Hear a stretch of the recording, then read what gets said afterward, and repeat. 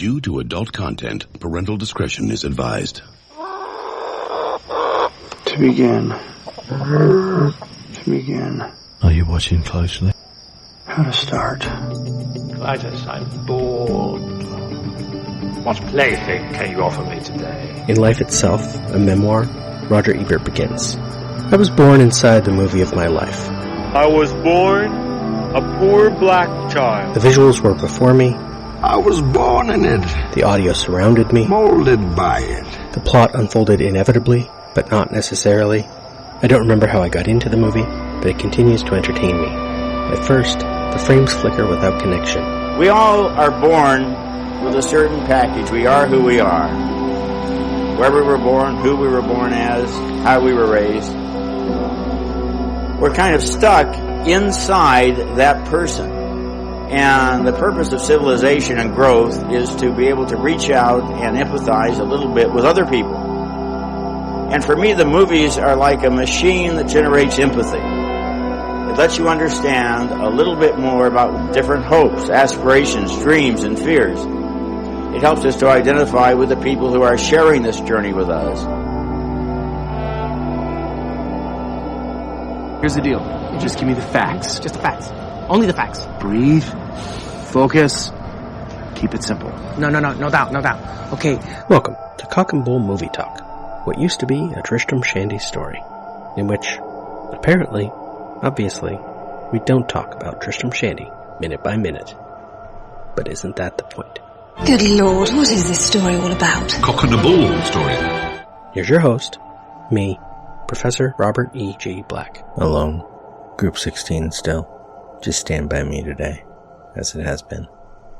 We'll get to extremely loud and incredibly close soon enough. Groundhog Day Project Day, 1384, 10th May 2020. It should have been you. There's a really basic take on Stand By Me. It's about 4 boys growing up in the face of their own mortality. And there's plenty to explore just there. But I kinda like the more specific thing regarding explicitly Gordy, but also to increasingly lesser degrees. Again, because this is Gordy's story. Chris, Teddy, and Vern. That thing is an old standby in this blog. Identity. Vern's is simple. He's the timid one, clearly still more of a kid than the other 3. Just look at him saying Geronimo when he jumps off the train tracks when Teddy goes for the dodge. But Vern has to at least grow up a little by the end. Teddy, despite how horrible his father has been to him, still idolizes his father and clearly wants to be like him. His father stormed the beaches at Normandy. My father stormed the beach at Normandy. Teddy dresses in military colors, wears what is probably his father's army belt, and surely those were his father's dog tags around his neck. And he makes a thing about playing like a soldier more than once in the course of the otherwise normal activity, like screaming, "Take no prisoners! Take no prisoners!" when they run down the field to take a shortcut through the woods. And of course, he defends his father even to the point of threatening death when Milo Pressman calls him a loony. You call my dad a loony again, and I'll kill you. Loony. Ah! I'm gonna rip your head off and shut down your neck! No! I'm gonna kill it! Despite the need to be like his father, despite the possibility that he already is just like his father with fits of rage, in the end, he is resigned to doing what Chris tells him because Chris knows better. Side note, I wonder how specifically King meant it to feel like all of these boys' fathers fought in World War II or Korea, not just Teddy. Chris's father is a drunk. Gordy's father favors stereotypical masculinity in Denny, and degrades or at least ignores Gordy for not being like Denny, like a guy who has had that sort of thing ingrained in him for years. And surely he must have volunteered to go fight the Crips, whatever racist shit drove recruitment around Castle Rock. And the boys are turning 13 in 1960-ish, meaning they were boomers, born right after their fathers returned from war and got hitched. Also, it has bugged me for a long while that Denny died in a Jeep accident. I was under the impression, my own father had a Jeep CJ5 since as long as I can remember, that Jeeps were still military vehicles until at least the 70s. So I've assumed for years that maybe Denny had signed up for military service, even though the film doesn't explain it well. So I checked the book for a moment. Also I checked the Wikipedia on Jeep and learned they had some commercial models just after World War II. And find first a reference to the flag on Dennis's coffin at his funeral. And then I page backward and find that sure enough, he died at Fort Benning, Georgia, where he was in basic. Also, Book Gordy cried a lot at the funeral. but the film needs an opening for Gordy to talk about how much his brother's death bothers him. I didn't cry at Denny's funeral. I think, and I recall something from an interview or an introduction somewhere, but not in the Different Seasons collection. King saying something about going to see a dead animal, that King was writing from his own personal experience. Each of the 4 boys has a little of King's own childhood in him, probably. King's own father left when he was young, and I swear King has referenced his own alcoholism and drug problems in connection with his father being an alcoholic as well, but I can't recall where I read that. Maybe I invented it. This film is set in an interesting time. World War II was the older generation's problem. Korea hit their parents or their older siblings, and Vietnam isn't here yet. I imagine, separate from what little we learn about these boys' lives at the end of the film, that Chris and Gordy might have been drawn into the free speech movement, or the anti-war movement. Teddy probably would have volunteered for Vietnam, and he'd come back even more damaged than he already was. Last I'd heard, he'd spent some time in jail, and was now doing odd jobs around Castle Rock. Castle All he's doing Rock. around town is odd jobs, because he's probably volatile and unpredictable. Vern probably dreaded the draft coming, or maybe since Vern was the fat one, he wasn't in the right shape for active service. It's interesting that years later, when Jerry O'Connell became a household name of sorts, around the time of Sliders and then later with Scream, he was physically so much different than he was in this film, as to be unrecognizable. His face was still mostly the same, but he'd become tall and thin. Not that Vern is particularly overweight, but he fits a type in the story. Chris and Teddy are the normal ones, Gordy the thin one, Vern the fat one. Chris might have even become a sort of revolutionary, or at least a hippie. Maybe more the latter, as he always made the best piece. Chris, who had always made the best piece, a little establishment enough by becoming a lawyer. But even violent radicals like Bill Ayers, Bernardine Dorn, or Mark Rudd turned into responsible adults once they weren't on the run from the FBI.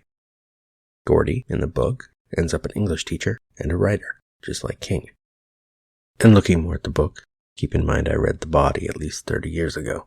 I'm surprised to find that Vern and Teddy actually died before Chris did. And Teddy never got into the military because of his ear, which in the book he's also got a hearing aid and his bad vision.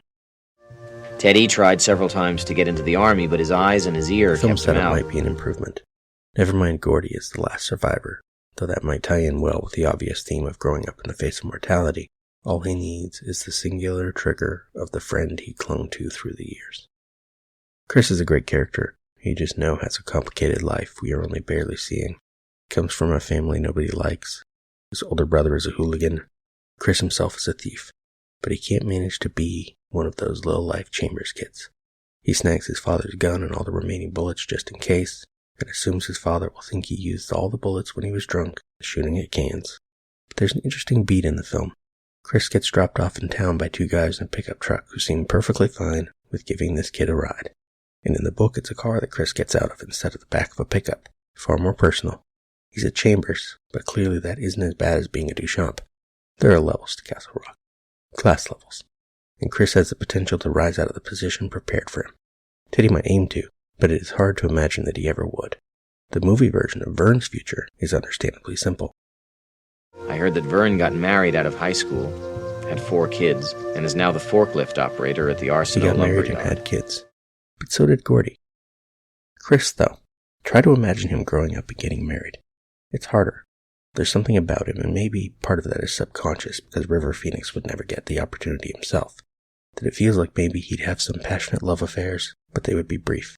He would always be too busy saving people, breaking up fights, taking on underdogs as clients in court, protesting the war in Vietnam. In the book, Gordy says, "We both dated through high school, but no girl ever came between us." Then he says a line I'm not going to repeat here, though I did put it in the blog. Does that sound like we went, and he says a derogatory term for being homosexual? It would have to most of our old friends, Vern and Teddy included, but it was only survival. We were clinging to each other in deep water. I've explained about Chris, I think. My reasons for clinging to him were less definable. His desire to get away from Castle Rock and out of the mill's shadow seemed to be my best part, and I could just not leave him to sink or swim on his own. If he had drowned, that part of me would have drowned with him, I think. And finally Gordy offers this after he reads about Chris's death. I told my wife I was going out for a milkshake. I drove out of town, parked, and cried for him. Cried for damn near half an hour, I guess. I couldn't have done that in front of my wife, much as I love her. It would have been pussy. Chris is a powerful force in these other boys' lives, an absence to be felt. Maybe we'll have to leave Gordy's part of it for next time. And maybe I'll finally get to Extremely Loud and Incredibly Close. I realized watching Stand By Me again this past year, several times for the blog, why it really needs to be high on my list. There's so much there. Cut. Thank you for listening. This has been Cock and Bull Movie Talk. Follow us on Instagram and Twitter, or Facebook at Cockbull Minute, or check lemondrops.com for links. Wait a minute, Doc. Are you telling me that you built a time machine? Out of a Mandalorian. Why would you create such an abomination? This is the weapon of the coward. It's a past stuff that dreams are made of. Cut. That's a wrap. It's over, Johnny. It's over! Nothing is over! Nothing! You just don't turn it off! Shut up! Shut the fuck! You have no right to take me. Shut up! Will you shut up? Shut up! Shut up! You're still here? Shut up! Now! It's over. Go home. Go.